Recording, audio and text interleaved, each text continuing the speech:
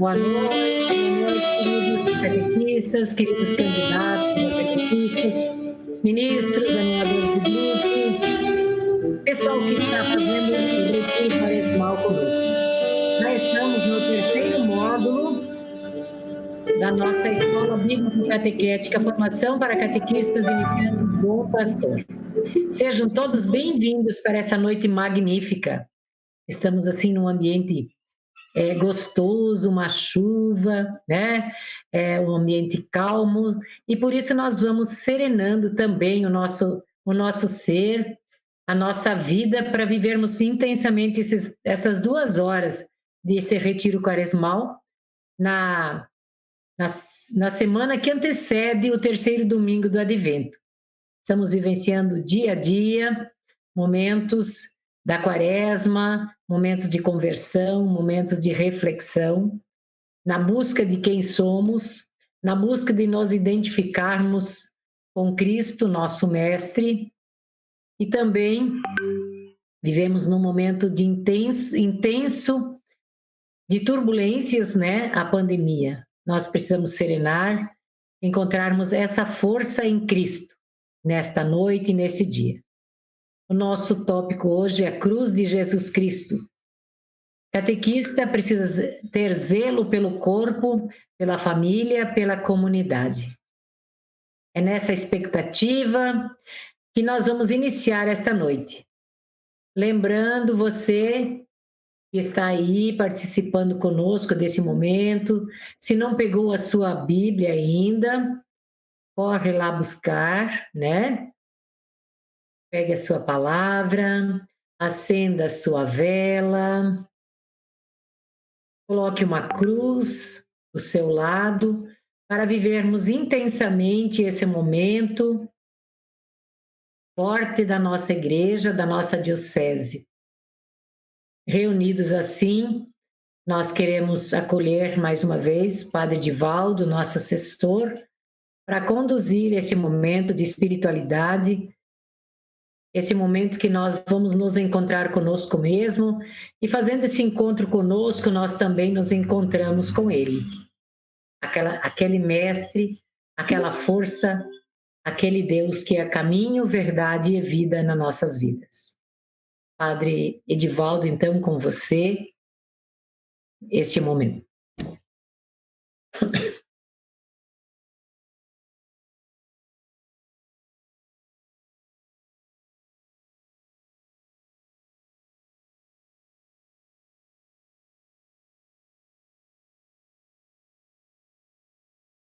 Abre o seu microfone.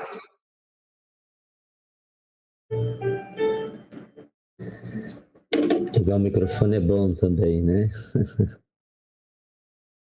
Muito importante isso que a Gladys falou. É um momento, sim, informativo, mas é também um momento de retiro, de oração. Primeiramente, esse momento foi pensado para ser um retiro. Agora, no próximo final de semana, nós teríamos o retiro, os catequistas, teríamos o retiro com as nossas coordenações paroquiais no próximo sábado e domingo. Fizemos a opção, então, de fazermos esse retiro quaresmal toda semana, um momento de reflexão, um momento de oração, para que assim, durante toda a quaresma, pudéssemos viver esse momento de partilha e de comunhão. Acho que esse momento se caracteriza por isso, momento de partilha, momento de comunhão. Boa noite àqueles que estão comigo na sala, a Joyce, a Sofia, a Gladys, também o Carlos.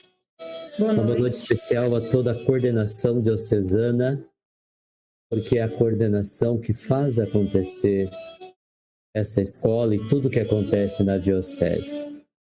É o Padre Edivaldo, às vezes, que apresenta, alguém que apresenta, mas toda a equipe que trabalha junta e unida.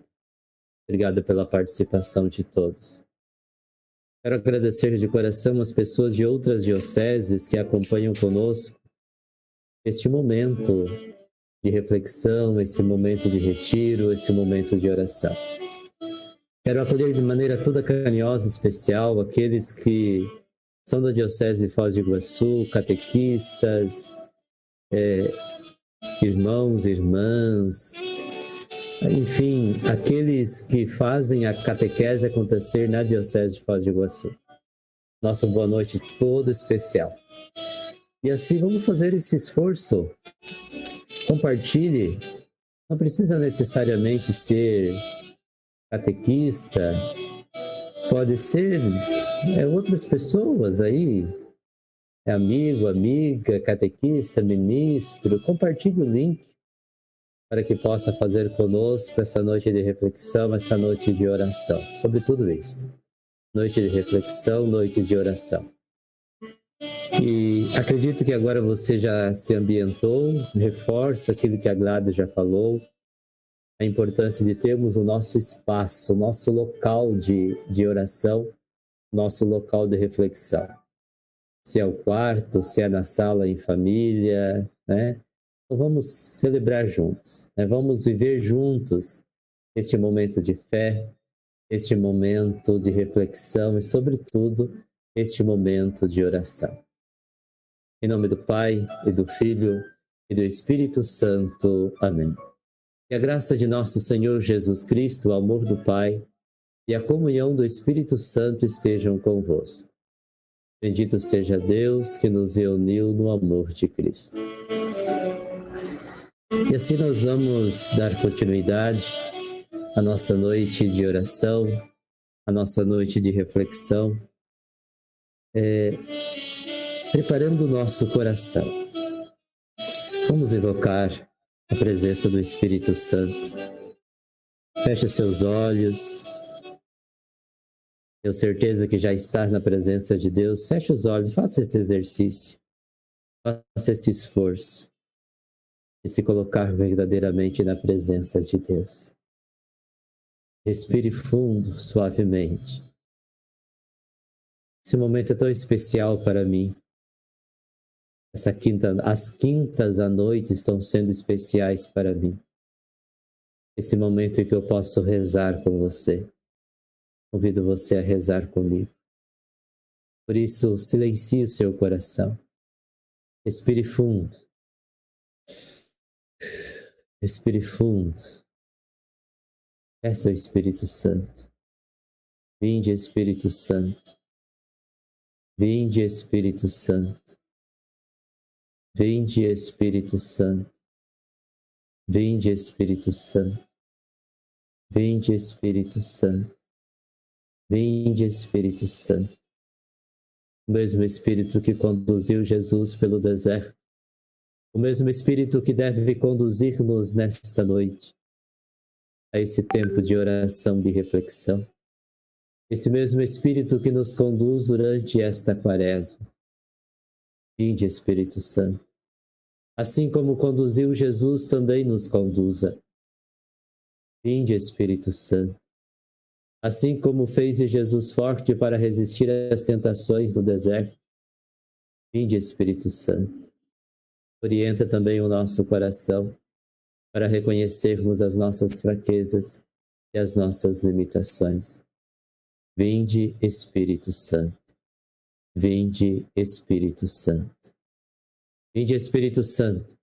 Enchei os corações dos vossos fiéis e acendei neles o fogo do vosso amor. Enviai o vosso Espírito e tudo será criado, e renovareis a face da terra. Oremos. Ó Deus, que instruístes os corações dos vossos fiéis com a luz do Espírito Santo, fazei que apreciemos retamente todas as coisas, segundo o mesmo Espírito, e gozemos sempre da sua consolação. Por Cristo Senhor nosso. Amém.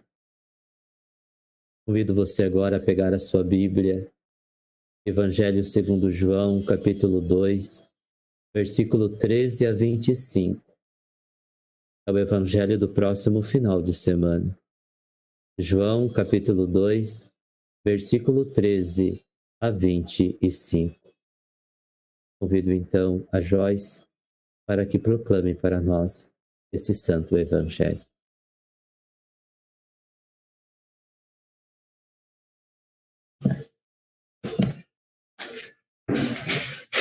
Estava próxima a Páscoa dos judeus e Jesus subiu a Jerusalém. No templo encontrou os vendedores de bois, ovelhas e pombas, e os cambistas que estavam aí sentados. Fez então um chicote de cordas e expulsou todos do templo, junto com as ovelhas e os bois. Espalhou as moedas e derrubou as mesas dos cambistas. E disse aos que vendiam pombas: tirai isto daqui, não façais da casa de meu pai uma casa de comércio. Seus discípulos lembraram-se mais tarde que a Escritura diz: o zelo por tua casa me consumirá. Então os judeus perguntaram a Jesus: que sinal nos mostras para agir assim?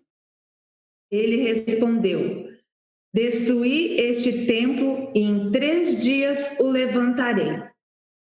Os judeus disseram: 46 anos foram precisos para a construção deste santuário e tu o levantarás em 3 dias? Mas Jesus estava falando do templo do seu corpo. Quando Jesus ressuscitou, os discípulos lembraram-se do que ele tinha dito e acreditaram na Escritura e na palavra dele. Jesus estava em Jerusalém durante a festa da Páscoa, vendo os sinais que realizava. Muitos creram no seu nome, mas Jesus não lhes dava crédito, pois ele conhecia a todos e não precisava do testemunho de ninguém acerca do ser humano, porque ele conhecia o homem por dentro. Querido irmão, querida irmã, estava próxima a Páscoa dos judeus e Jesus subiu a Jerusalém. Um dia, na entrada da missa, eu perguntava para uma ministra, ela levou um susto, estava lá esperando para fazer a procissão de entrada e dizia assim: Jesus está indo para Jerusalém. O que Jesus está indo fazer em Jerusalém? O que Jesus foi fazer em Jerusalém? Celebrar a Páscoa dos judeus, lembrando aquilo que havia acontecido na história do povo de Israel e eles nunca esqueceram: a passagem do Mar Vermelho, a libertação. Todos os anos, a grande festa da Páscoa, celebrando a aliança, o povo de Israel, o povo de Deus, o povo judeu, do qual nós também fazemos parte, Então eles subiram para celebrar. Jesus subiu a Jerusalém para celebrar a Páscoa. No templo, encontrou os vendedores de bois, ovelhas e pombas e os cambistas que estavam aí sentados. Não sei se você é de uma capela ou se você é de uma matriz, onde você participa. Imagino ali na entrada da igreja vendendo pombas, vendendo animais. Imaginem o que significa o negócio, aquela questão da banquinha, de fazer pechincha, de fazer descontos. Aquele murmúrio, aquela bagunça na porta do templo. Ali, o templo de Jerusalém. O templo ali tinha um lugar reservado para o santo sacrifício. Lá dentro do templo tinha também o lugar onde se guardava a Arca da Aliança. O templo, lugar sagrado. O templo, lugar onde nós até falamos que é o lugar onde mora Deus. É a casa de Deus. É a casa de Deus. O templo de material aqui, de pedras. Fez então um chicote, Jesus, de cordas e expulsou todos do templo, junto com as ovelhas e os bois, espalhou as moedas e derrubou as mesas dos cambistas. Claro que o templo de Jerusalém não era uma casa coberta como nós temos hoje, mas imaginemos Jesus com uma corda e ali ele com muita segurança, com muita violência até, dizem os biblistas, o único momento que Jesus se mostra violento. Ele então começa a expulsar do templo as ovelhas, os bois, aquelas mesas, aqueles potes cheios de moeda, ele derruba no chão e disse aos que vendiam pombas: tirai isso daqui. Interessante, né? As pombas ele não chicoteou, a pomba ele não bateu. Tirai isso daqui, não façais da casa de meu pai uma casa de comércio. E ali, por que eles estavam vendendo? No templo, cada família, cada pessoa não ia viajar quilômetros e quilômetros a pé, levando boi, levando ovelha, levando pomba para ser comercial, para oferecerem sacrifício no templo. Era assim naquele tempo, né? Cada pessoa, cada família levava o seu animal para matar no templo, para derramar o seu sangue no templo, como sacrifício da renovação da aliança. E os mais pobres, as pombas. Mas ali virou um comércio. Os doutores da lei, os judeus que ali estavam, comercializavam, vendiam aqueles que não traziam de suas casas. Seus discípulos lembraram-se mais tarde que a Escritura diz: o zelo por tua casa me consumirá. O zelo, o cuidado, o zelo, aquela atenção toda especial, aquela atenção de olhar, de carinho, de cuidado.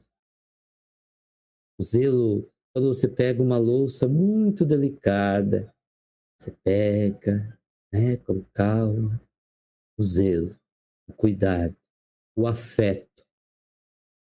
Então, os judeus perguntaram a Jesus: que sinal nos mostras para agir assim?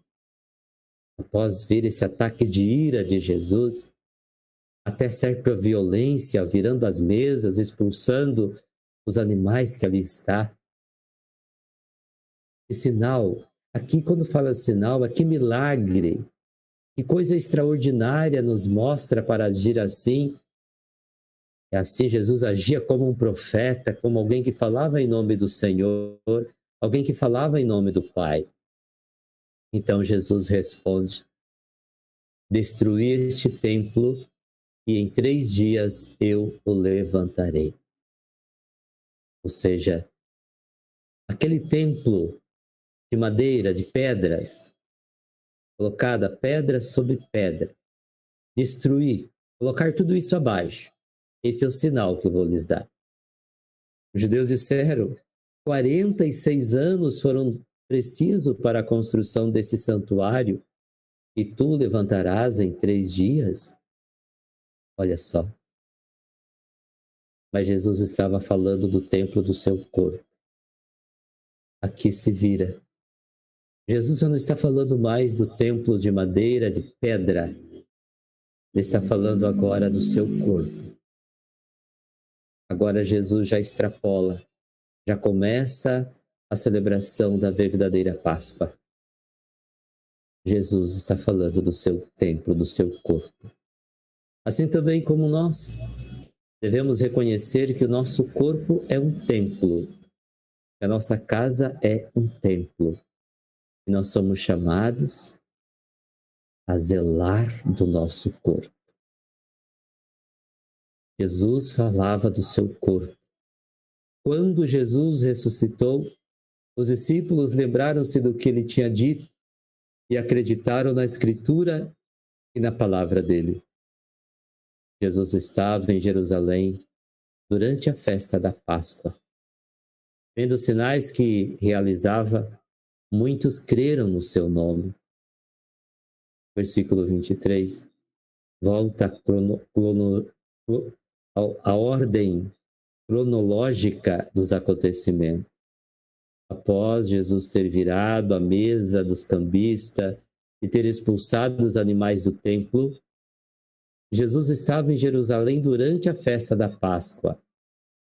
Vendo os sinais que realizava, muitos acreditaram no seu nome. Lembrando que na Escritura está dito: quem crer será salvo. Mas Jesus não lhes dava crédito, pois ele conhecia a todos. Ou seja, falavam da boca para fora, mas o coração estava distante dele, ou da proposta do reino. E não precisava do testemunho de ninguém acerca do ser humano, porque ele conhecia o homem por dentro. Meus irmãos e minhas irmãs, esse texto, terceiro domingo da Quaresma, nesse itinerário de conversão, de vida nova, de renovação da fé, nós somos chamados a acolher esse Jesus, a contemplar esse Jesus, que adentra em Jerusalém e nos convida a adentrar com ele. E aqui, sobretudo, eu direciono um pouquinho a nossa leitura orante nesta noite, colocando a nossa vida como um templo. Se nós olharmos lá para dentro de nós, como é que está o nosso interior? Como é que está o nosso coração? Como é que está a nossa vida? O templo que é a nossa família, a nossa casa. Como está a nossa casa? Como está a nossa família? Como é que nós temos zelado desse corpo?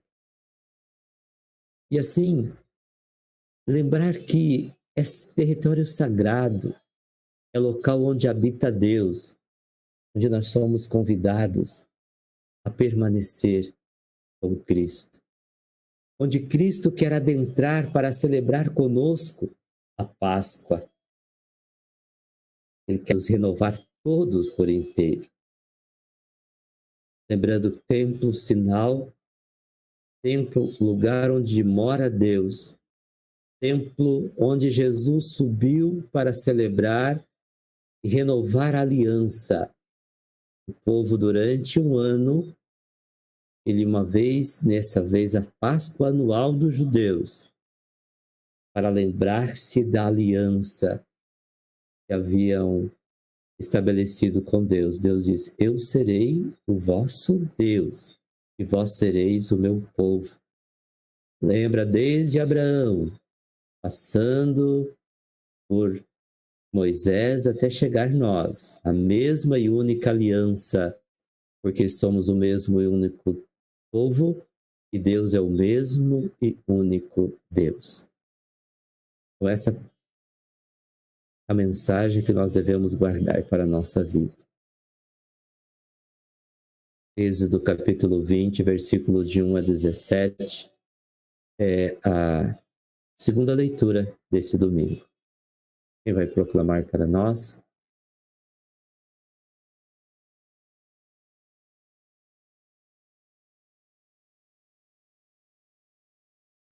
Pode ser, padre. Muito bem, Sofia. Deus pronunciou todas estas palavras. Eu sou o Senhor teu Deus, que te tirou do Egito, da casa da escravidão.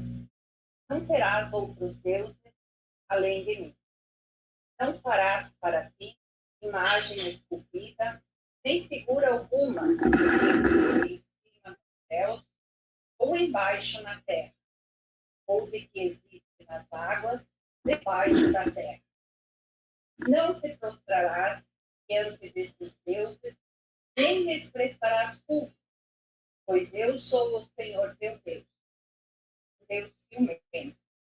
Castigo a culpa dos pais nos filhos, até a terceira e quarta geração dos que me odeiam. Mas uso da misericórdia por 1000 gerações com aqueles que me amam e guardam os meus mandamentos. Não pronunciarás o nome do Senhor teu Deus em vão, porque o Senhor não deixará sem castigo quem pronunciar seu nome em vão. Lembra-te de santificar o dia de sábado. Trabalharás durante 6 dias e farás todos os teus trabalhos. Mas o 7º dia é sábado, dedicado ao Senhor teu Deus. Não farás trabalho algum, nem tu, nem teu filho, nem tua filha, nem teu escravo, nem tua escrava, nem teu gado, nem o estrangeiro que vive em tua cidade. Porque o Senhor fez 6 dias o céu e a terra, o mar e tudo o que eles contêm. Mas no 7º dia descansou. Por isso, o Senhor abençoou o dia do sábado e o santificou. Honra teu pai e tua mãe, para que vivas longos anos na terra que o Senhor teu Deus te dará. Não matarás, não cometerás adultério, não furtarás, não levantarás falso testemunho contra o teu próximo. Não cobiçarás a casa do teu próximo. Não cobiçarás a mulher do teu próximo, nem seu escravo, nem sua escrava, nem seu boi, nem seu jumento, nem coisa alguma que lhe pertence. Obrigado, Sofia. E a segunda leitura, próximo domingo da liturgia. Naqueles dias, Deus pronunciou todas essas palavras. Deus está falando com o seu povo no Antigo Testamento. Eu sou o teu Deus que te tirou do Egito, da casa da escravidão. Deus reconhecendo, aliás, Deus lembrando o povo dos seus feitos grandiosos. Deus lembra a aliança que ele fez com Abraão. Lembra? Semana passada a gente refletia. Deus fez a primeira aliança com Abraão, agora que aliança com Moisés. Aliança com Moisés. E Deus então começa a apresentar ao povo o decálogo, os 10 mandamentos. Nós temos também Deuteronômio, capítulo 6. Não terás outros deuses além de mim. Outros deuses, porque naquele tempo nós tínhamos uma cultura não monoteísta, mas politeísta, como se cada povo tivesse um Deus, como se cada nação tivesse um Deus. Não terás outros deuses além de mim, eu sou o teu único Deus. Não tem mais Deus da tribo A, Deus da tribo B. Não farás para ti imagem esculpida, nem figura alguma do que existe em cima ou nos céus, ou embaixo, na terra, ou do que existe nas águas embaixo da terra. Aqui não tem nada a ver, importante esclarecimento. não fazer escultura, porque naquele tempo o povo fazia uma escultura e atribuía àquela escultura um atributo de Deus ou de deusa. Temos, por exemplo, o bezerro de ouro. Passavam a adorar aquele objeto como se aquele objeto fosse Deus. É diferente hoje. Hoje as imagens que temos é figura representativa de alguém que representa a santidade no nosso meio. O próprio Jesus, Nossa Senhora, os santos e as santas. Assim ele pede que a partir daquele instante não se fabrique deuses, porque Ele é o único Deus. Ele é o único Deus. Não te prostrarás diante desses deuses, nem lhes prestarás culto, pois eu sou o Senhor teu Deus, um Deus ciumento.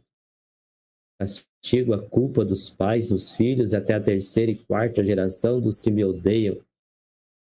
Mas uso de misericórdia por 1000 gerações com aqueles que me amam e guardam os meus mandamentos. Aqui a importância, adorar, é curvar-se, atribuir a uma imagem. Hoje nós temos quanto poder a gente dá ao dinheiro, ao status. E assim, é a idolatria dos tempos modernos hoje. A quem que nós prestamos culto? A quem que nós devemos adorar? Somente a Deus, somente ao Senhor. Ele é o Senhor. E ele diz assim, aqueles que obedecem os meus mandamentos e o uso de misericórdia por 1000 gerações. Ou seja, 1000 é para sempre, misericórdia que é infinita. Não pronunciarás o nome do Senhor teu Deus em vão, porque o Senhor não deixará sem castigo quem pronunciar o seu nome em vão. Lembrando que o povo judeu não pronuncia o nome de Deus. Por isso, na Bíblia se tem a palavra Yahvé. Nós aqui colocamos as vogais, mas eles nunca pronunciam o nome de Deus. Por isso o original é Yahvé. Alguns traduzem também com Javé. Uma religião pseudo-cristã traduz como Jeová, mas a tradução literal é Yahvé. Yahvé. Não se pronunciava o nome de Deus em vão, porque pronunciar o nome é invocá-lo, é chamá-lo. Depois ele diz, lembra-te de santificar o dia do sábado. Lembra-te de guardar o dia do Senhor, o dia que o Senhor fez para nós. É o dia que nós devemos ofertar também para Ele. Trabalhas durante 6 dias, mas no 7º é dedicado ao Senhor teu Deus. Não fará trabalho algum, nem tu, nem teu filho, nem tua filha, nem teu escravo, nem tua escrava, nem o gado, nem o estrangeiro que vive nas aldeias. Porque o Senhor fez em 6 dias o Senhor fez o céu e a terra, o mar e tudo o que eles contêm, mas no 7º descansou. Como a gente precisa descansar no dia do Senhor. Descansar, estar com a família, descansar rezando o terço, descansar indo à missa, descansar indo no culto, descansar, repousar no Senhor. Por isso o Senhor abençoou o dia do sábado e o santificou. O dia do sábado que hoje para nós ganha um novo significado, que é o domingo, o dia da ressurreição de Cristo. Honra teu pai e tua mãe para que vivas longos anos na terra que o Senhor teu Deus te dará. Honrar o pai e a mãe, respeitar, não humilhar, obedecer. Não matarás. Não é somente ter a vida física, mas não matar também é não se encolarizar, não guardar rancor e ódio no coração, não cometer adultério, ou seja, não trair a esposa, não trair o esposo, não furtarás, não roubar, não levantar falso testemunho, não mentir, que o nosso sim seja sim, o nosso não seja não. Não cobiçar a casa do próximo, não ter inveja,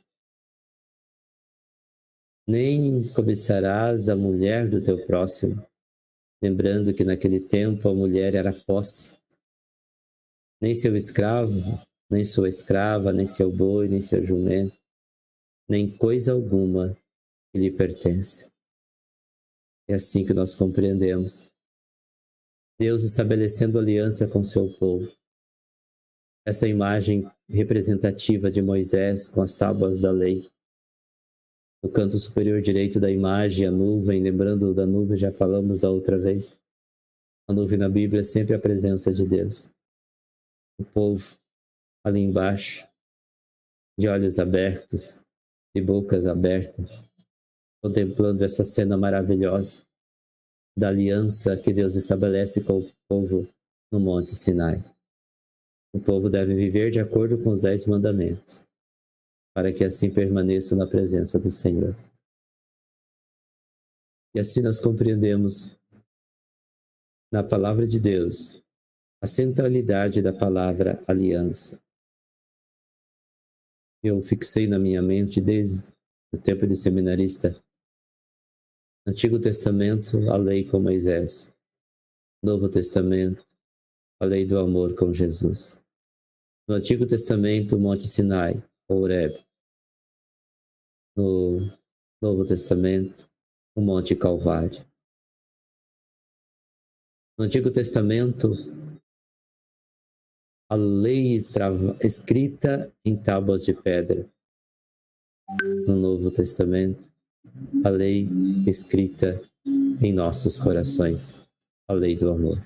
Porém, Jesus não veio abolir a lei, ele veio dar pleno cumprimento à lei. Assim nós compreendemos.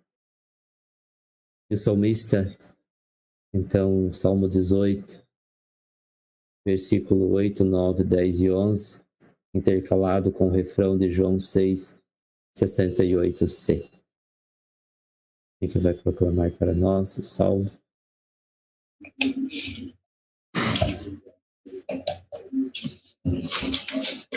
Senhor, tem palavras de vida eterna.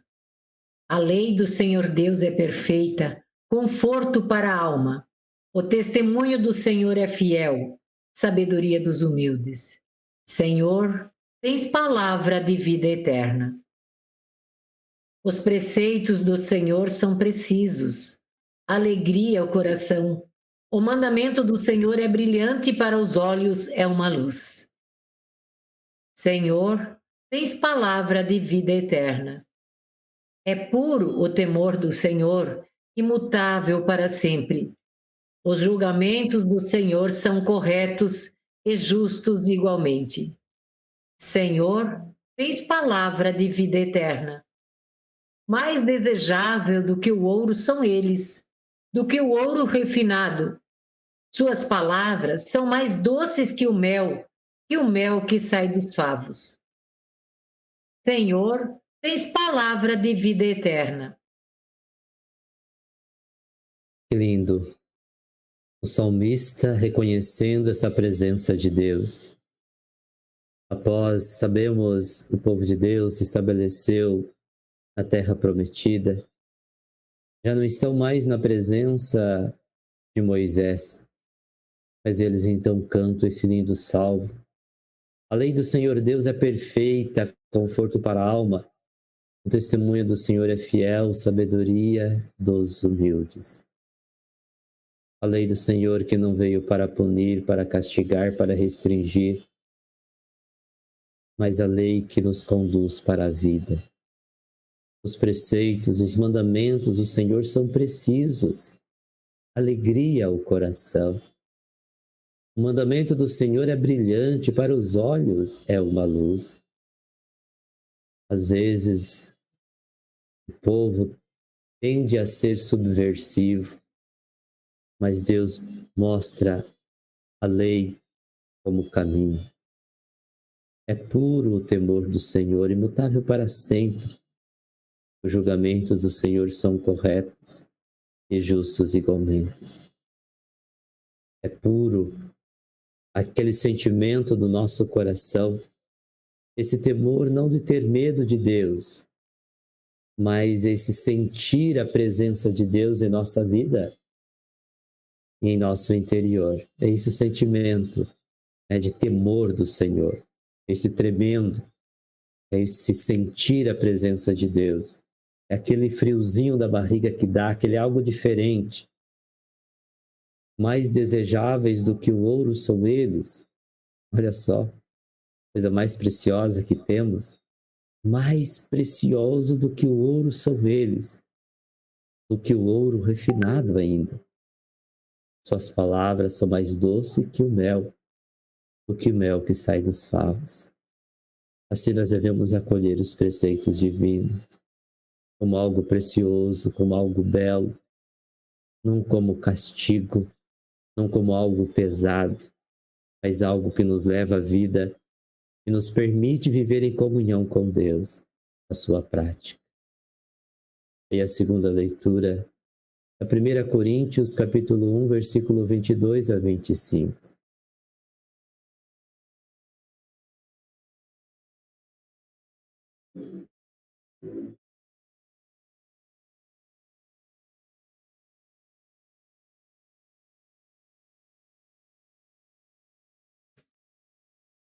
Irmãos, os judeus pedem sinais milagrosos, os gregos procuram sabedoria. Nós, porém, pregamos Cristo crucificado, escândalo para os judeus e insensatez para os pagãos. Mas, para os que são chamados, tanto judeus como gregos, esse Cristo é poder de Deus e sabedoria de Deus. Pois o que é dito insensatez de Deus é mais sábio do que os homens, e o que é dito fraqueza de Deus é mais forte do que os homens. Queridos e queridas, isso diz tudo. Como é lindo ver essa ligação, primeira leitura, segunda leitura, Salmo, o Evangelho. Veja como a Santa Mãe Igreja organiza de tal forma a liturgia para que a gente possa fazer esse itinerário e ao mesmo tempo que a gente vai recordando, cada ano a gente vai aprofundando ainda mais a fé. Os judeus pedem sinais. Olha só, lá no Evangelho nós ouvimos. Os gregos procuram a sabedoria. Nós, porém, pregamos o Cristo e o Cristo crucificado. É isso que nós pregamos. É isso que nós anunciamos. Eis o grande mistério da fé. Isso que nós pregamos. Pregamos o Cristo e o Cristo crucificado. Escândalo para os judeus, insensatez para os pagãos, mas para os que são chamados, Cristo é o poder de Deus e sabedoria de Deus. Ele é o nosso Redentor, Ele é o nosso Salvador, Ele é aquele que vem ao nosso encontro para nos redimir, para nos salvar. É aquele que deu a sua vida por mim, por ti, por cada um de nós. Por isso, o grande sinal da noite de hoje é o Cristo crucificado. É aquele que, nesse gesto, ele mesmo falou, pegando o pão em suas mãos, este é meu corpo. Depois tomou o cálice e disse, isto é o cálice do meu sangue, o sangue da nova e eterna aliança, que será derramado por vós e por todos. Assim nós compreendemos e espero que no final deste ano a gente saia desta jornada formativa convicto de que quando nós celebramos o mistério pascal, quando nós falamos de mistério do reino de Deus, nós estamos falando disso. Vida, paixão, morte e ressurreição de nosso Senhor Jesus Cristo. Ele morreu sim, mas não ficou preso na morte. Ele ressuscitou. Ele ressuscitou. Amém? Então, essa primeira parte da nossa noite, nosso encontro, que a gente possa guardar essa palavra em nosso coração e continuemos a meditar e a celebrar essa palavra em nossa vida, em nossos corações. E assim continuamos. A partir desses belos textos que nós ouvimos, continuemos a nossa reflexão. O catequista é chamado a zelar pelo seu corpo, família, comunidades. Aqui o zelo, nós olhamos ali Jesus, ele fazendo do seu corpo uma doação. É claro que nós não precisamos morrer como Jesus morreu, porque ele já se sacrificou por nós. Mas aqui, queridos irmãos e irmãs, aqui ele pede esse zelo, esse cuidado. Eu tenho um corpo, eu digo, eu sou o Padre Edivaldo, eu sou o negão obrigado, afrodescendente, meus tataravós vieram comprados como escravo da África. Tenho um corpo, tenho um corpo masculino, tenho olhos, tenho os sentidos normais, tenho órgão genital, tenho as minhas entranhas, tenho cérebro, tenho cérebro. Somos pessoas. Você é a pessoa. Você tem um corpo. E este corpo, ele não foi feito de qualquer maneira. Este corpo é um corpo onde habita Deus. Eu queria poder ter tempo para desenvolver esse tema, mas não vou ter tempo.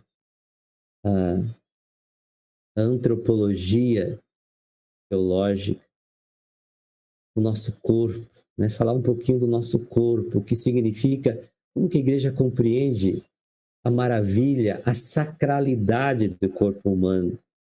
Somos feitos imagem e semelhança de Deus. É nesse corpo, esse corpo que habita Deus. Às vezes com imperfeições, às vezes com enfermidades, às vezes com doença. Nós somos chamados a zelar, perceber a sacralidade do nosso corpo.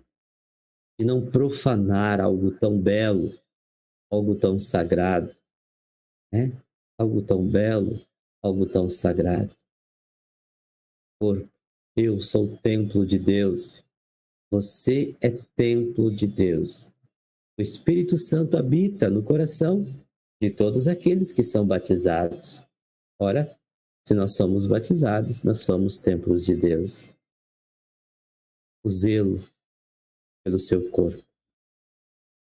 Família, hoje não, nesses tempos estamos aí por voltas de começar a aprofundar o ano da família, da Amoris Laetitia, onde o Papa, de uma maneira muito objetiva, direta, ele apresenta todas as vicissitudes nas quais a família está mergulhada hoje. Quanta bagunça em nossas famílias, quantos desentendimentos, quantos desacertos, quantas dificuldades em nossas famílias. Mas é lugar sagrado. A família, a igreja doméstica, não importa do jeito que ela é, a minha família, a tua família do jeito que ela é lugar sagrado. Sim, às vezes tem algumas coisinhas lá dentro que Jesus precisa entrar com um chicote e precisa nos ajudar a arrumar a casa. Uma música hoje cantada por todas as religiões cristãs. A casa é sua, a casa é nossa. Podes entrar, Jesus. Podes entrar, Jesus. Permitir que Jesus Cristo entre na nossa casa, na nossa vida, na nossa comunidade. Por mais que convivemos com algumas imperfeições, porque nem todos os nossos irmãos e irmãs são de acordo com o nosso gosto, mas é de acordo com o gosto de Deus. Viver esta fidelidade na comunidade, lugar onde habita Deus. E aí entra o zelo. Amado catequista, amado candidato a catequista, amado leigo, leiga de outras pastorais e movimentos, nós somos convidados a cuidar, a zelar. E olha a frase de Jesus: o zelo por tua casa me consumirá. O zelo, cuidado. Então, quando nós falamos de zelo, esta fidelidade a esse algo tão belo, tão divino, tão grandioso, nós não podemos ser catequistas ou sermos evangelizadores e nos preocuparmos somente com uma dimensão da vida da comunidade, da vida da família, ou a nossa individualidade. Hoje nós somos chamados a viver essa espiritualidade no sentido mais amplo, no sentido mais grandioso. Hoje nós somos chamados a isto. E zelar é cuidar. Zelar é fazer o necessário para que aquilo que Deus confiou a nós, corpo, família, comunidade, sociedade, enfim, seja aquilo que Deus espera que seja. Aí entra aqui duas palavras importantes, né? Anúncio e denúncia. Que sinal nos mostra para agir assim, diziam os judeus. Que sinal nos mostra por esse ato profético, porque ele denunciou ali algo que estava errado. E quando nós zelamos, quando nós vivemos e primamos pela verdade, quando nós zelamos e vamos viver de acordo com os mandamentos da lei de Deus, quando nós não deixamos cair nem um pingo da lei, nós com certeza vamos criar confrontos, criar conflitos. Ainda há pouco conversava com um padre amigo nosso, falando sobre a campanha da fraternidade. Quanta paulada nós levamos, o quanto a igreja leva por manter essa postura profética de zelo, de cuidado pelos mais fragilizados, pelos menos favorecidos da sociedade, o zelo pelo anúncio da palavra, o zelo pelo anúncio da palavra. Assim, querido catequista, nós, equipe diocesana de catequese, falando aqui em nome também do bispo, dos padres, dos párocos, como a gente encarou com muito zelo, com muito cuidado essa formação. Espero que você também o faça com muito zelo, com muito cuidado. O antes, o durante e o depois. O antes, se preparando para cada momento formativo, e sempre vai ser um momento mistagógico, um momento celebrativo, né? O durante, enquanto a gente está junto aqui, embora a gente esteja, eu aqui falando para um webcam, você aí do outro lado, pessoas ali, mas nós estamos em sintonia, nós estamos juntos neste momento vivendo. Muito zelo. Muito zelo. Assim, espero que você, querido catequista, zele daquele seu catequizando. Achei tão bonito na segunda à noite o nosso referencial para a catequese do Paraná, Dom José Antônio Peruso, e também presidente da comissão para a evangelização e a catequese no Brasil. Ele dizia que como é importante ter afeto, ter carinho, ter cuidado, esse zelo, você consiga zelar. Se for para ser um catequista meia boca, desista agora já. Mas zele, prepare com amor, prepare com carinho os seus encontros de catequese. Leve a sério cada instante desta formação. para que quando você chegar lá assumir aqueles que Deus vai te confiar, os seus catequizandos, você possa fazer esse encontro de maneira celebrativa, esse encontro querigmático, esse encontro mistagógico, você possa fazer isso. Zelo, cuidado. Zelo, cuidado.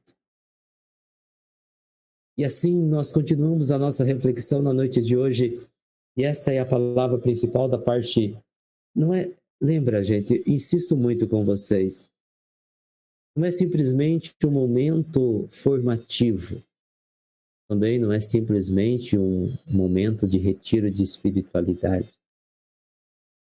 Nós estamos fazendo de maneira celebrativa, de maneira reflexiva, esse retiro quaresmal, que é a primeira parte dessa formação para trabalhar o nosso ser, a nossa pessoa, o nosso corpo, que é em todas as dimensões, mente, espírito, alma, nosso ser como um todo. Catequista é aquele que é chamado a ser portador de um querigma.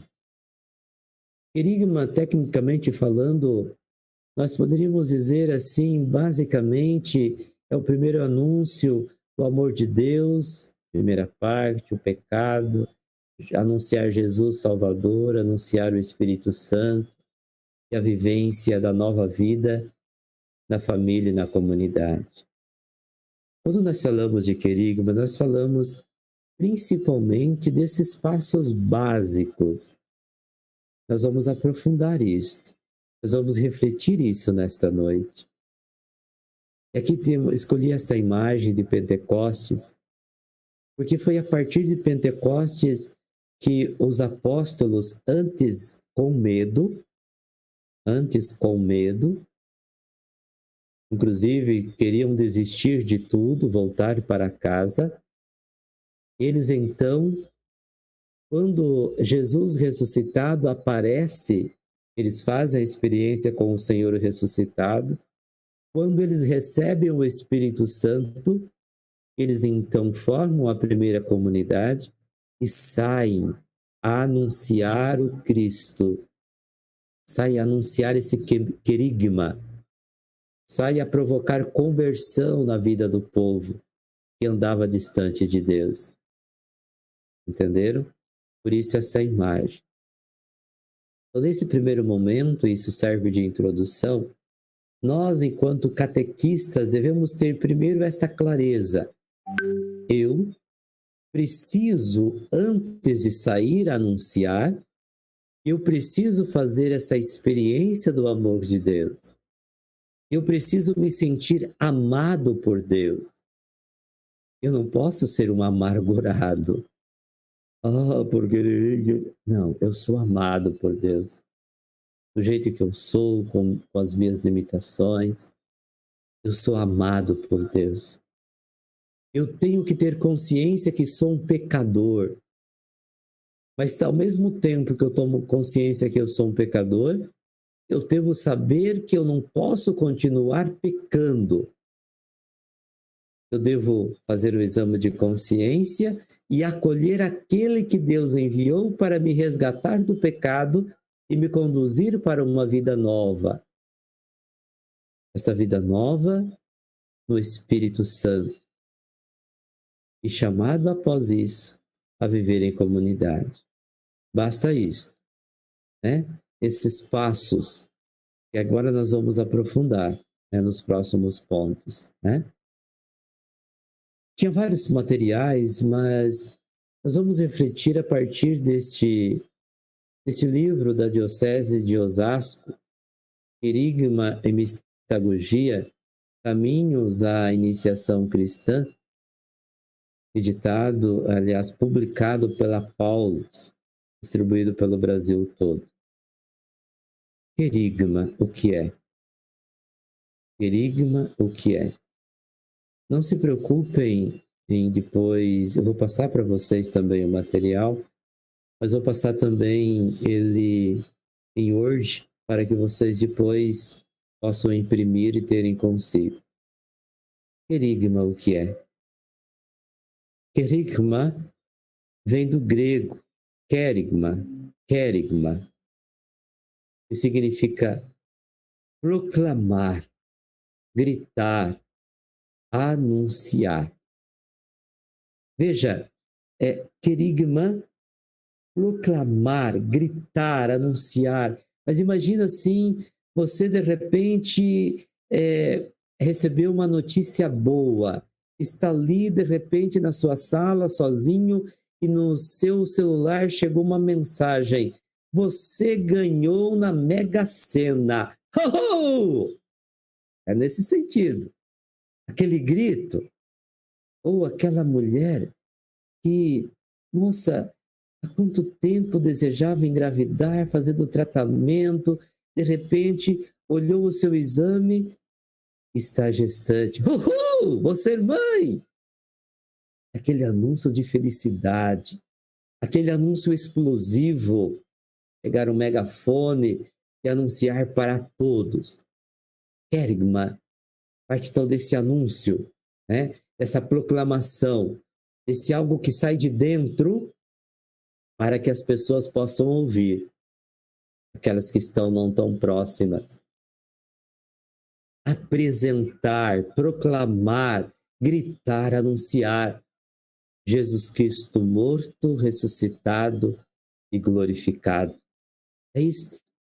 Para termos uma experiência de mudança de vida, graças à fé, seguindo a tradição oral dos primeiros cristãos, é experimentar e viver Jesus vivo como Salvador, Senhor Messias, e dá o Espírito Santo. Querigma, olha, uma catequese hoje, nos tempos atuais, de acordo com o documento 77, precisa ser uma catequese querigmática. A igreja precisa ser uma igreja querigmática. O cristão precisa ser um cristão querigmático.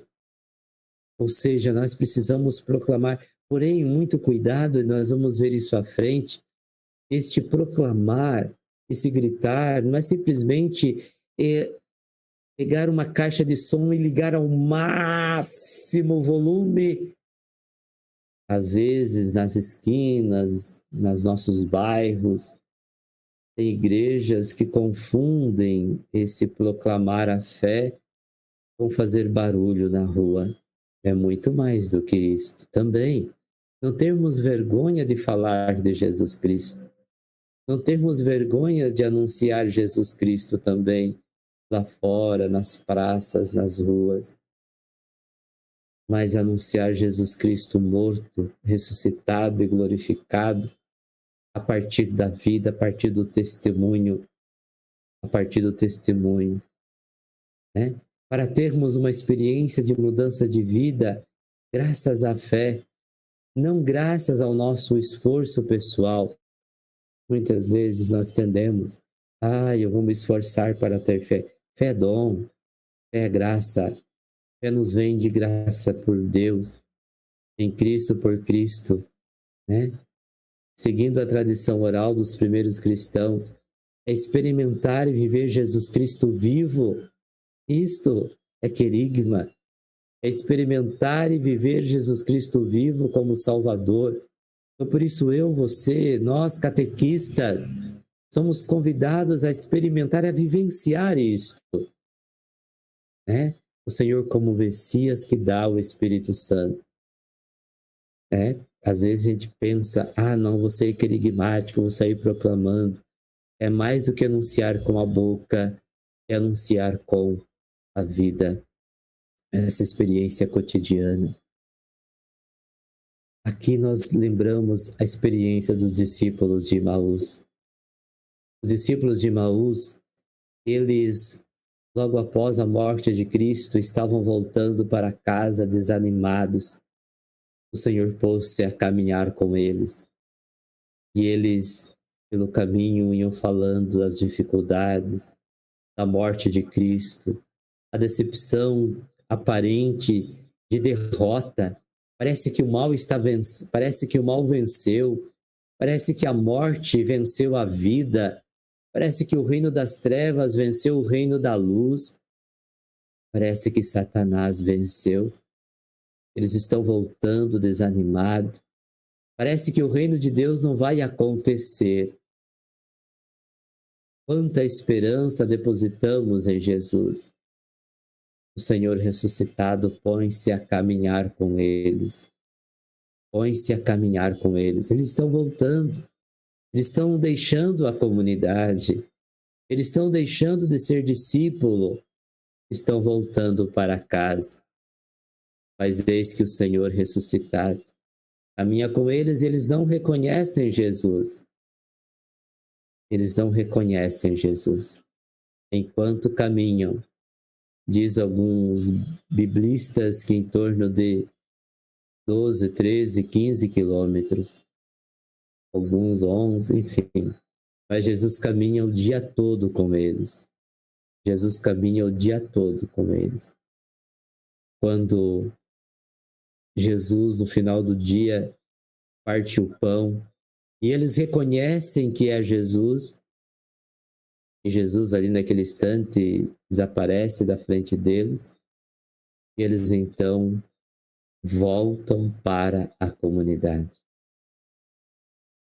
Os discípulos de Emaús, exemplo de mudança de rumo, mudança de direção, exemplo de conversão, tornando missionários e anunciadores do Evangelho de Cristo, após fazerem a experiência com Jesus Cristo vivo. Então, se nós queremos ser discípulos e discípulas de Jesus Cristo, falávamos disso à exaustão nos 2 primeiros encontros, nós precisamos fazer a experiência com Jesus Cristo vivo. Se hoje o símbolo é a cruz, o mistério da cruz, Jesus não ficou crucificado. Ele ressuscitou. Ele está vivo. Ele está vivo. Então é fazer esta passagem junto com Cristo. E a celebração desse retiro quaresmal, esse itinerário que nós estamos trilhando junto, por isso que eu dizia, mais que formação, é um itinerário também espiritual, porque estamos caminhando junto com a liturgia e a catequese, já há mais ou menos 10 anos, vem nos insistindo, caminhemos com o ano litúrgico, caminhemos com a liturgia. Nós somos convidados a vivenciar a liturgia na catequese, celebrar com os nossos catequizandos, trilhando o caminho, esse caminho catequético. Claro que durante todo o ano nós não vamos nos encontrar semanalmente, nós não vamos durante todo o ano vivenciar o Evangelho do final de semana.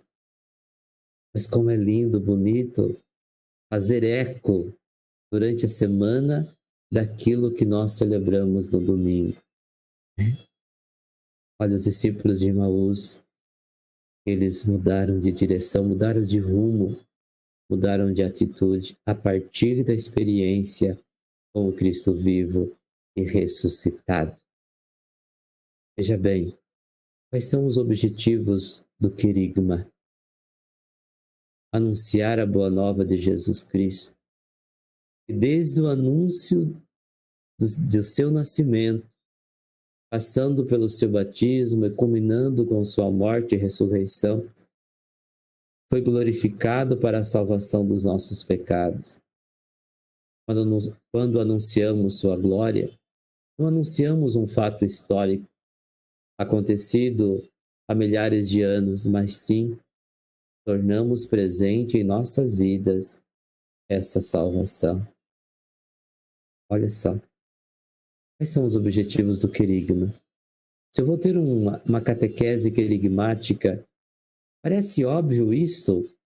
Parece óbvio, mas o quanto nós estávamos com uma catequese doutrinária, uma catequese doutrinal, o quanto as nossos encontros, nossos cursos de preparação para catequistas iniciantes eram encontros doutrinários, mas não encontros querigmáticos. Então, nós precisamos anunciar a boa notícia desse Jesus, vida, paixão, morte e ressurreição. E ele é sempre cairótico, é sempre um momento atual. Não é um fato lá atrás, é um fato aqui. Então, hoje aqui, é um encontro querigmático, eu estou anunciando esse Jesus, estou proclamando esse Jesus na sua vida, ele que é a glória do Pai, ele que é o seu Senhor, ele que é o teu Salvador, ele que é o perdão dos seus pecados, não importa o quanto grave é o teu pecado, ele é a tua salvação. Esse Jesus que nasceu do ventre de Maria para ser luz se encontra envolto em trevas, esse Jesus que é perdão para aqueles que estão no pecado, esse Jesus que é remédio para aqueles que têm alguma doença, alguma enfermidade, esse Jesus que é consolo àqueles que estão angustiados, esse Jesus que é a paz para aqueles que se encontram aflitos, entende? É um anúncio agora, aqui. Não é aquilo que aconteceu há quase 2000 anos atrás, mas é aquilo que está acontecendo aqui e agora. A salvação não é um fato passado, é um fato atual. Entende? Então, querigma é isto. É um proclamar um aqui e agora. Não é recordação, é celebração. Por isso, quando nós falamos de um encontro catequético celebrativo e querigmático, nós estamos falando, sobretudo, desse aspecto basilar e central. Basilar e central. Esta imagem, figura, nós vamos rever por várias vezes, porque esse esquema catecumenal, lá do 1º ao 4º século, deve estar sempre presente em nossa vida.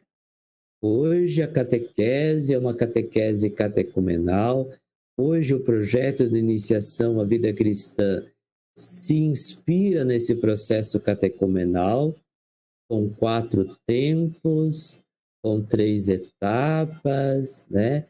O tempo do pré-catecumenato, o tempo do catecumenato, o tempo da mistagogia, o tempo do catecumenato, o tempo do pré-catecumenato, do catecumenato, da purificação e iluminação e o tempo da mistagogia. E é dentro desse tempo do pré-catecumenato que nós compreendemos, então, o querigma, né? Nesse tempo que é o tempo da acolhida da comunidade, né? A primeira evangelização, a inscrição, coloca o catequista, os ritos, lembrando da catequese como adultos. Daqui a pouquinho eu vou aprofundar isso com vocês, mas aqui, quando falamos da catequese querigmática, é esse momento, o correto é o catequizando já chegar, já com no seu coração, já com o primeiro anúncio, mas nem sempre isso acontece. Daqui a pouquinho voltamos a isso, né? Então, o catecumenato, querigma no itinerário catecumenal. Entre os séculos I e IV, o catecumenato era o itinerário utilizado pela Igreja, que durava um longo período, alicerçado pelo querigma e também por uma catequese que não era somente doutrinária, mas também transformadora da vida, segundo as exigências do Evangelho. A doutrina não deve ser a primeira preocupação de um anúncio querigmático, mas a apresentação da pessoa de Jesus Cristo, de uma forma simples e direta. Olha, gente, vocês estão entendendo? Então, nós não podemos, a nossa primeira preocupação não deve ser a doutrina, mas sim Jesus Cristo, mas sim o evento pascal, paixão, morte e ressurreição de nosso Senhor Jesus Cristo. catequese não era somente doutrinária, ou seja, também é doutrina. Aqui é importante saber, gente, o que significa doutrina. Muitas vezes nós temos dificuldade com isso, né? O que significa doutrina? Aquilo que a igreja ensina. Nós temos a doutrina social da igreja, temos um compêndio da doutrina social da igreja. O que a igreja ensina? A partir daquilo que Jesus Cristo nos deixou, o que a igreja nos ensina? Como nós nos comportarmos diante das questões sociais. Por exemplo, só para vocês entenderem, exemplificando, se eu pego a doutrina social da igreja, eu vou entender. O que a igreja fala sobre capitalismo?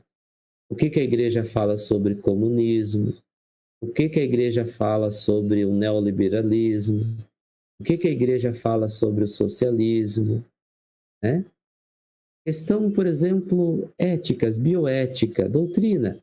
O que a igreja ensina? Outro dia eu orientava um casal sobre a questão de bioética. O que a igreja ensina sobre células-troncos? O que a igreja ensina sobre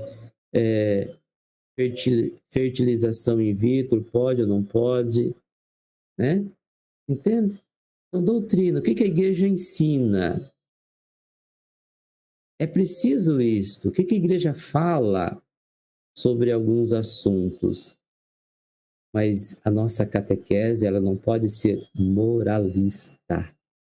Estão entendendo? Ela não deve ser primeiramente moralista. Nem questões éticas sexuais, nem questões éticas. Não somente, mas também precisa ter essas coisas. Né? Mas transformadora de vida segundo as exigências do Evangelho. O primeiro objetivo da catequese é anunciar Jesus Cristo.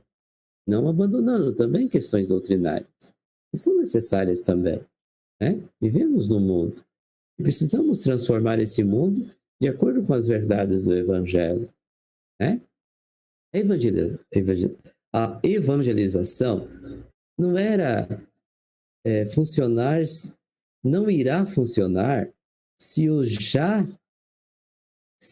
os que já estão evangelizados não fizeram experiência do Deus vivo. Aqui dá uma coisa dentro de mim quando eu leio isto. Ser catequista, ser padre, ser ministro, ser igreja, existimos para evangelizar. E essa evangelização, ela não vai funcionar, ou seja, bater em ferro frio não funciona, não dá resultado. Está entendendo? É como dar muro em ponta de faca. Não funciona. A evangelização não irá funcionar se eu, Padre Edivaldo, se você, catequista, não tivermos devidamente feito a experiência do Deus vivo. Faça essa pergunta para você mesmo. Onde, em que momento você fez a experiência do Deus vivo? Onde? Em que momento da sua vida você fez a experiência com Deus vivo? Qual retiro? Em qual momento? Alguns até anotam lá a data, o dia, a circunstância, né? Tem lá cravado. Ou quais os momentos que, às vezes é mais do que um, mas tem aquele momento. Opa, esse Deus é vivo, esse Deus é verdadeiro. Aquele dia que eu estava num retiro lá no Shalom. Eu estava sentado lá na capela, no chão, sentado no chão. Era um retiro para músicos e jovens. Naquele dia eu estava lá, assim, até despretensiosamente, sentado. Sim, com toda a adoração, com toda a solenidade, estava diante do Santíssimo. Mas naquele instante, Quando eu olhei para Jesus no Santíssimo, me deu aquela coisa, aquela experiência. Não digo só nesse dia, em outros momentos, mas ali aquela experiência com o Deus vivo. Eu levantei daquela capela uma outra pessoa, um outro homem. Sim, continuei ainda, trabalhei um tempo. Hoje sou sacerdote, hoje sou padre, mas muito me valo. Outras experiências também, mas aquela fundamental, a experiência do Deus vivo. Ele falou comigo, ele sussurrou nos meus ouvidos. Ele me fez olhar a vida de uma maneira diferente a partir daquele instante, a partir daquele momento. O querigma, o anúncio, leva aos sacramentos da iniciação cristã. Mas estes não devem ser os principais objetivos, mas sim o anúncio de Jesus Cristo. Catequese querigmática. Veja bem, gente, grave bem isto. Agora não vou mais preparar para o sacramento. Não, pelo contrário. Nós estamos preparando os nossos catequizandos para a celebração dos sacramentos da iniciação à vida cristã. Mas o primeiro objetivo não é preparar só para o sacramento como se o sacramento fosse uma formatura. Gente, eu estou lutando muito com isso e a coordenação de catequese, os coordenadores têm acompanhado esta minha luta incessante, Sacramentos não é uma formatura. Primeira Eucaristia não é uma formatura. Crisma não é uma formatura. Confissão não são ritos preliminares de um protocolo de formatura. Estão me entendendo? Sacramento tem que preparar a pessoa para o encontro. Se o catequizando entrou já na primeira etapa, e ele sentiu o desejo, ele sentiu, já foi anunciado o querigma, já se sente pecador, já é batizado, ele pode confessar aliás, mesmo antes da catequese. Não tem nenhum lugar escrito quando não deve ou não deve confessar. Por um exemplo, né? Abri aqui um exemplo. Então, quando eu anuncio esse Jesus Cristo vivo, quando eu falo do amor de Deus, quando eu apresento os 10 mandamentos, quando eu atualizo a mensagem do Evangelho, as consequências, os desafios do reino de Deus, eu vou suscitando conversão no coração das pessoas e naturalmente as pessoas vão buscando a conversão, né? Esse anúncio do Cristo vivo. E como resultado, nós vamos ter novas criaturas cheias do Espírito Santo de Deus, pessoas verdadeiramente convertidas. E esta é a grande diferença entre os que estão ou não evangelizados. Pessoas cheias da graça de Deus, pessoas cheias do amor de Deus, né? Diferença, agora, muito importante entre querigma e catequese. Não confundamos uma coisa com a outra. O querigma é o primeiro anúncio, é fazer a experiência de Jesus Cristo como Messias e Salvador. Bom, a tarefa desse primeiro anúncio não é do bispo, não é do padre, não é do diácono, não é do ministro extraordinário da Sagrada Comunhão Eucarística, não é do catequista.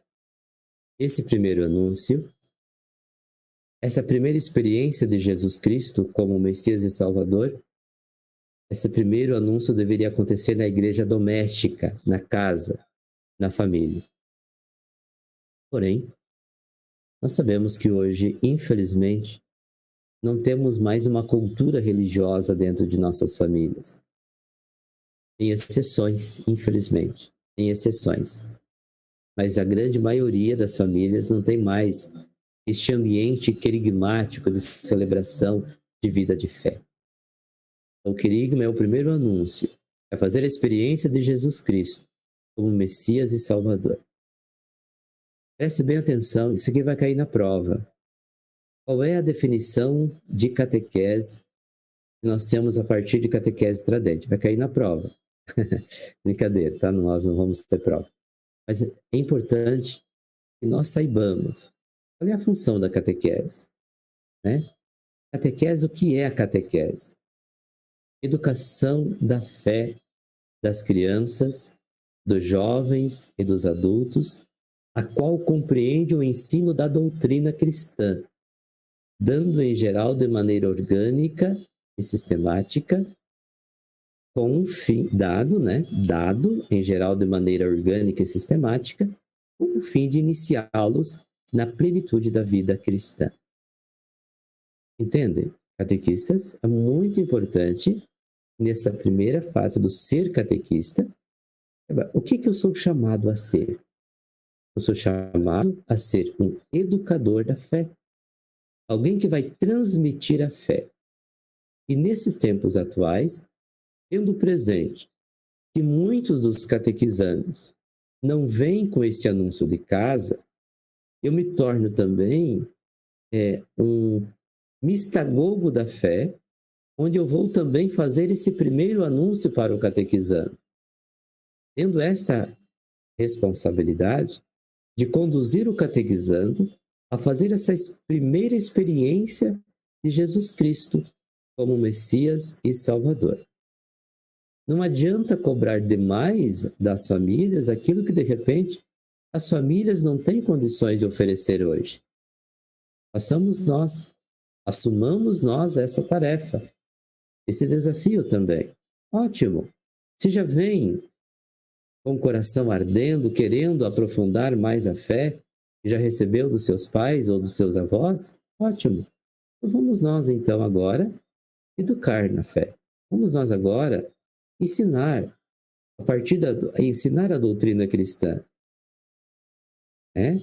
Aqui entra toda a questão, da fé, os costumes, os 10 mandamentos, os mandamentos da igreja. Aqui entra as bem-aventuranças, de maneira orgânica e sistemática. Nós, por exemplo, na metade do ano passado, nós tomamos uma decisão, e o Dom Sérgio só concordou conosco, daquela catequese online, enviando os encontros catequéticos para fazer em casa a partir disso. O primeiro, o pai, a mãe, o avô, do seu jeito, vai continuar dando catequese em casa. Precisamos estimular cada vez mais. Não é nossa, não é terceirização da catequese. Não é só terceirização. Mas nós precisamos assumir bem também o nosso papel, a nossa missão. E que o Espírito Santo nos ajude a fazer com que vocês sejam realmente esses mistagogos da fé, educando, conduzindo crianças, jovens e adultos, essa compreensão da doutrina, do ensino da igreja, e assim levá-los verdadeiramente a viver essa iniciação à vida cristã. Algumas diferenças básicas que nós precisamos levar em consideração. O anúncio, o querigma, é o despertar da fé. O ensino é o viver da fé. O anúncio, aquele despertar. Opa, agora eu tenho fé. E quando eu vou para a catequese, então eu vou vivenciar esta fé no encontro celebrativo. Por isso a importância do ambiente onde vai ser dada a catequese, a maneira como eu vou conduzir o encontro catequético. O anúncio é ser inebriado do amor de Deus. O ensino é viver o amor de Deus. É viver o amor de Deus. O anúncio é a tomada da consciência do pecado. O ensino nos leva a combater o pecado, a renunciar o pecado, a confessar o pecado. O anúncio nos leva a Deus. O ensino nos faz ir aos irmãos. Assim, fantástico isso, né? O anúncio nos leva a Deus. O ensino nos faz ir aos irmãos. Esse sentimento de fraternidade, de amor para com os próximos, de solidariedade, de misericórdia, de sermos misericordiosos como o Pai é misericordioso. Enfim, ali é tudo que está escrito no Sermão da Montanha, tudo que está escrito ali nas bem-aventuranças, tudo que está escrito em Mateus 25, né? O anúncio nos leva a Deus, a comunhão com Deus, o ensino nos faz ir aos irmãos em comunhão com os irmãos, na vida em comunidade, na vida em família, né? Então, antes de anunciar e ensinar, eu, você, somos convidados a acolher esse anúncio, né? E ao mesmo tempo a viver. Olha só, precisamos despertar na fé, precisamos nos inebriarmos do amor de Deus, precisamos tomar consciência dos nossos pecados, precisamos nos encontrar com Deus, né? Precisamos viver a fé, precisamos viver o amor de Deus, precisamos combater o pecado em nós, precisamos ir ao encontro dos outros, né? O ensino nos leva a uma melhor compreensão do anúncio e nos leva a assumir uma postura perante Deus e perante aos irmãos e irmãs. Essa postura de anúncio e de comunhão, né? Querigma não é a instrução doutrinal de um tipo, mas, sim, proclamação e anúncio testemunhal e ungido de uma boa nova, dada por pessoas já evangelizadas e que sejam verdadeiramente testemunhas ungidas. Então, é claro que depende muito do seu esforço, tá? Depende muito do seu esforço. Quando eu estou pregando um retiro, eu sempre digo, 98% do retiro é o Espírito Santo que age na vida da pessoa. 1% é esforço da pessoa que está participando. E outro 1% da pessoa que está pregando. Então, claro que tem um pouquinho do meu esforço, um pouquinho do seu esforço, né? Mas aqui, já falei isso e repito, não sejamos prepotentes. Não sejamos prepotentes.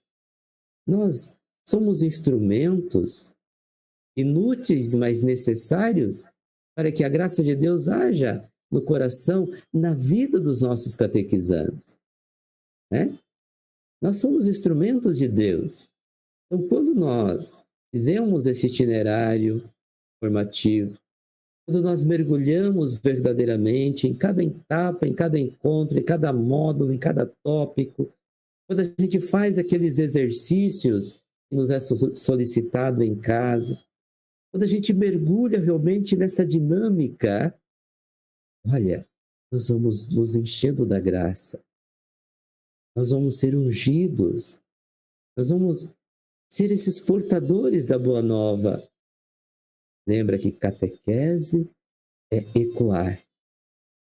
Como é que eu vou ecoar alguma coisa se eu não tenho ela lá dentro de mim? Como é que eu vou proclamar? Como é que eu vou gritar uma boa nova se eu não me apoderei ainda desta boa nova? Como é que eu vou dar essa boa notícia se eu não a recebi ainda? Entendeu? Para me transmitir a boa notícia, eu preciso receber a boa notícia. Preciso receber Jesus, né? Esse é o grande desafio nosso. Sermos verdadeiras testemunhas ungidas de Jesus Cristo. É isso que nós precisamos. Santíssimo, santíssima? Não é isso. Ah, padre, eu não vou dar conta, então. Vou dizer, não desista.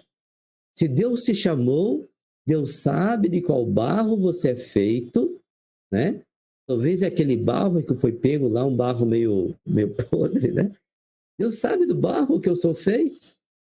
E se Deus te chamou é porque você é capaz, porque você é inteligente, porque você tem as condições de ser catequista. Não importa como Deus te achou, como Deus te chamou. Se você caiu aqui, você está fazendo esse itinerário formativo é porque você é capaz de ser catequista e testemunhar esse Deus verdadeiro. Deixe-se guiar pela graça. E tem outra. O que o teu irmão, a tua irmã vai fazer de experiência é diferente da sua, né? Não fica esperando, porque aí eu não vi Jesus, eu não ouvi ele falando, eu não senti calafrio. Não, cada um é cada um. Viva a sua experiência, viva o seu momento e do seu jeito, né? Mas faça esse encontro. Queridos irmãos e irmãs, Quaresma é tempo de reconciliação. Eu escolhi esta imagem, para mim muito significativa, esse quadro do filho pródigo. Ali nós temos toda a cena representada. O pai que dá o abraço da volta do filho. Do pai que pede para trazer roupa, sandália, anel. Do pai que quer devolver a dignidade ao seu filho. Ele que voltou todo estrupiado. Ele que voltou todo espoliado. Ele que voltou todo envergonhado. Já não sou digno de ser chamado teu filho. Trata-me como um dos seus empregados. E ali então o pai, não. Quando o anel é a dignidade de filho, as sandálias, toda essa proteção, a veste, essa pureza. Olha só, essa cena eu acho linda, bonita demais. Então esse abraço misericordioso do Pai. Então, nessa semana, nós somos convidados a fazer essa experiência. Quantas vezes em nossa vida, para dentro do nosso coração, nós nos deixamos corromper por tantas coisas. Nós precisamos dessa volta à casa do Pai. O Pai quer fazer festa. O Pai quer matar o novilho. O Pai quer que a gente volte plenamente com Ele. Mas é preciso fazer esse abraço com a misericórdia do Pai. Eu sei que nesses próximos dias estamos vivendo tempo realmente de distanciamento social. E esse tempo realmente exige de nós isso. Mas vamos vivê-lo. Vamos procurar a confissão. Vamos procurar nos reconciliar com o Pai. Buscar a vida nova. Buscar esta vida profunda. Assim, nós, catequistas, chamados a sermos pastores, a pastorearmos o rebanho que o Senhor a nós confia, que nós possamos nos sentir ovelhas e deixarmos-nos ser encontrados e que o Senhor nos traga de volta. A nossa proposta nessa semana, o exercício da semana, é a partir da liturgia desse final de semana, fazer um exame de consciência. Fazer o exame de consciência. Nós vamos fazer o exame de consciência a partir dos 10 mandamentos, né? Ouvimos, né, no ritual para a confissão, nós temos esse roteiro. Então, geralmente a gente não repassa isso para a comunidade, mas deveríamos passar e repassar. Então, baseado nos 10 mandamentos, nós vamos fazer a experiência do exame de consciência, né? O que nós Como é que está a nossa vida em relação à fidelidade à aliança? Vou citar o exemplo só aqui do 4º mandamento. Honrando pai e mãe, fui desobediente aos pais, autoridades ou superiores, desejei-lhes algo mal, talvez a morte, obedeci-lhes em coisas contrárias à lei de Deus, negligenciei como pai e mãe ou irmão mais velho os deveres de educação e instrução religiosa, né? Assim simples. Esse é o exercício da semana. Fazer um bom exame de consciência. Tá bom? Então que nós possamos fazer esse exame e após este exame nós vamos então procurar o sacerdote e fazer a confissão. Aqui em Santa Helena nós estamos atendendo, obviamente, agendado. Alguns dias aí depois a gente vai atender. Então, cada paróquia, o padre vai se organizar como vai atender. Não sei se vai ser mutirando confissões, provavelmente não, né? Mas que façamos esse exame de consciência e, após tê-lo feito, procuremos ao sacerdote, façamos uma boa e santa confissão, tá? Depois, vocês vão enviar, claro, não vão contar o pecado, por favor. Vocês vão enviar, né, dizendo como foi a experiência. Como foi a experiência? Fazia quanto tempo que não se confessou? Eu vou escrever tudo isso depois, tá? Não se preocupe. Quanto foi a experiência? Como foi? Quanto tempo fazia que não se confessava? Como foi a experiência da confissão, né? O que sentiu, né? Se foi medo, se foi vergonha, né? Se foi alívio, né? Só não conta o pecado. Só o que sentiu, né? O que sentiu? Como foi a experiência de se reconciliar com Deus? Tá bem? Então, passo a palavra para a nossa coordenadora geral. Depois eu volto só para dar a bênção final para vocês. Muito bem. Momento forte, né, da nossa vida. E que felicidade podermos viver esse momento. Como a gente gostaria que tantas outras pessoas fizessem essa experiência. E esse é o nosso desafio. Nós fazermos esse anúncio desse Jesus, anunciarmos o querigma, né? Fazermos que as outras pessoas também sintam aquilo que nós sentimos. E como São João diz na sua primeira carta, nós nos anunciamos aquilo que nós temos sentido, que nós temos apalpado, que nós temos tocado com as nossas mãos. Então, um momento de muita alegria para a gente. Obrigada, Padre Divaldo, por esse momento. Tanto passa tão depressa, né? Parece que recém começou, já estamos terminando. Alguns comunicados práticos, tá? Eu passo a palavra para a Sofia, ela vai falar mais ou menos, ela já está fazendo a planilha de acompanhamento das atividades e também das presenças.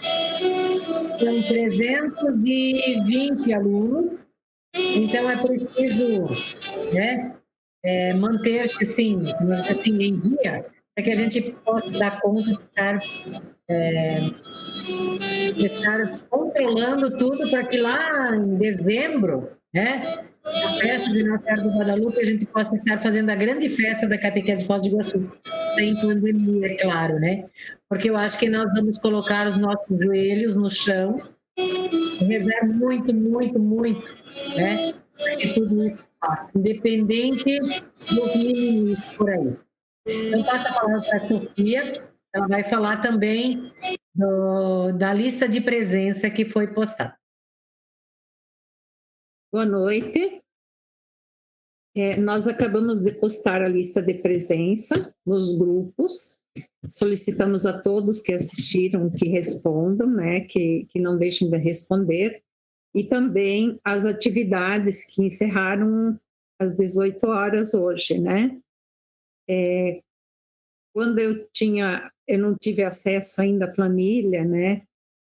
Mas eu sei que assim que a gente abrir, né, a gente vai conferir um por um quem fez as atividades e nós gostaríamos assim de solicitar que todos realmente se empenhassem, porque vale a pena, pelo conhecimento, por esse momento forte de espiritualidade, como a Gladys também já falou, e o padre, né?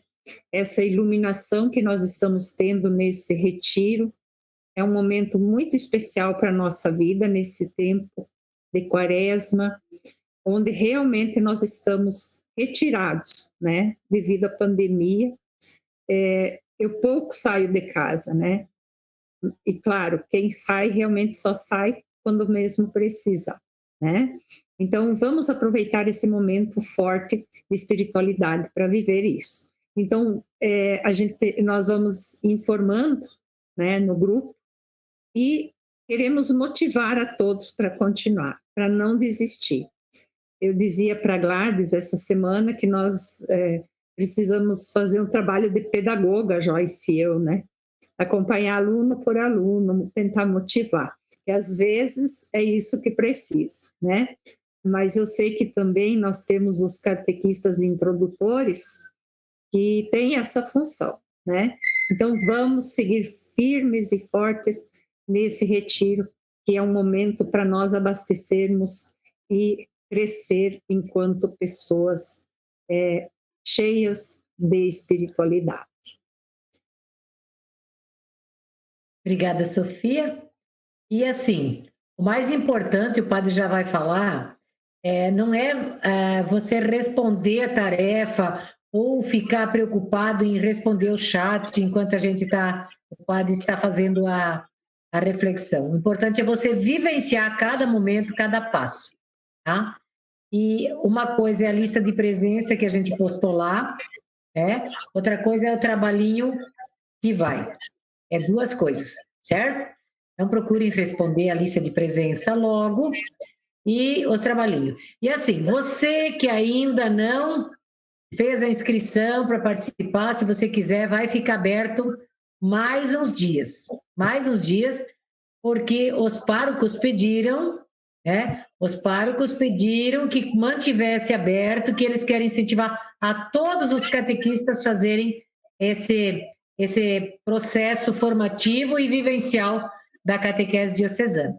Então, você que está participando só do retiro, vamos fazer o processo todo, faça a sua inscrição, certo? Faça a sua inscrição, está aberto. Se você não tem, peça para a sua coordenação, peça e participe, e vamos fazer esse processo todo até dezembro. São 26 encontros, 20 presenciais e 20 encontros à distância, em forma de EAD, e 6 encontros presenciais na comunidade paróquia, certo? Então, agora eu agradeço a participação de vocês todos, os catequistas, os candidatos a catequistas, os ministros extraordinários, os animadores de grupo, os pastoral familiar, os liturgistas, os cantores, todo mundo que está aí nos acompanhando. Nosso carinho, nosso muito obrigado. Desejamos a todos um santo e abençoado domingo. E eu passo a palavra para o padre Divaldo para fazer as considerações finais e dar a sua bênção. Obrigado, Carlos, que está ali nos transmissores, ele controlando toda a parte ali, e as meninas que controlam também toda a secretaria. E toda a equipe diocesana que está ali nos bastidores, se empenhando para que esse momento seja realmente muito importante na vida de cada um e na vida da nossa igreja. Eu que agradeço, Gladys, a sua presença e também o seu auxílio em tudo aquilo que nós necessitamos e precisamos, tá? Então, já foi falado, só vou repetir novamente, vai ser repetitivo. Nós estamos vivendo um momento muito ímpar na nossa história, pela pandemia também, mas eu quero dizer assim, em mudança de paradigma de evangelização. Essa é a palavra correta. E nós, enquanto pastoral catequética, nós temos uma missão muito importante em nossas comunidades, porque é a principal pastoral, a partir da qual todo o resto se desenvolve. Então peço, levem a sério. Só repetindo, não é a questão ali de prova, né? Os trabalhos são exercícios, né? Exercício que a gente precisa levar a sério, sim, porque precisamos de ter aquela participação do mínimo de 75%. A Sofia não quis assustar, não quis falar, né? Mas a gente é o mínimo, mas assim, é exercício. O que eu quero que vocês façam nessa quaresma? Rezem. Rezem, né? Então, até vamos deixar mais aberto ainda até domingo, pelo menos, quem não fez até hoje, né? Mas que é para você rezar. Não adianta lá você chegar ali e responder, né? Então, quem não fez a Via Sacra semana passada, faça amanhã, se é online, se é sozinho em casa, né? Faça a sua Via Sacra. Faça a leitura orante da Palavra de Deus, assista os vídeos. Quem não fez ainda a obra de misericórdia, estude, compreenda. Ali tem alguns, se não tem aquele vídeo, procure outros. Só que vídeo da internet eu sempre tenho cuidado. Então eu já postei ali um que eu assisti, por isso que eu já recomendei, né? E assim, bem sucinto, bem objetivo, sem nada. Às vezes tem umas loucuras que o pessoal inventa por aí, né? E depois, né, a participação da missa, enfim, é aquilo que está ali, tá? Então, quem não fez, faça, mas é fazendo, né? E agora, essa semana, é fazer a experiência do exame de consciência. Tá? Eu vou postar lá depois o trabalho certinho. Acredito que amanhã eu já posto para vocês. E assim a gente vai compartilhando, tá? A Sofia geralmente é quem cuida ali das presenças e também de quem envia ou não envia as atividades, mas é o básico, né? A gente quer que realmente aproveite e faça a experiência. É por isso, né? Não tem ali provinha, certo ou errado, mas é fazer a experiência de oração. É isso que eu quero pedir nessa oração final. Que o bom Deus, né? Que o Espírito Santo possa nos iluminar com todas as preocupações que porventura a vida possa nos trazer, com todas as doenças, enfermidades que às vezes nos tiram a paz mesmo, mas que a gente consiga focar naquilo que é a presença de Deus, que fez aliança conosco, né? Acho tão linda aquela expressão da segunda leitura de domingo passado, né? Se Deus é por nós, quem será contra nós? Né? Não tenhamos medo, não tenhamos medo. Deus, na sua infinita bondade e misericórdia, vos abençoe, vos guarde e proteja. Pai e Filho e Espírito Santo. Amém. Boa noite, gente. Fique com Deus. Obrigado pela presença de todos.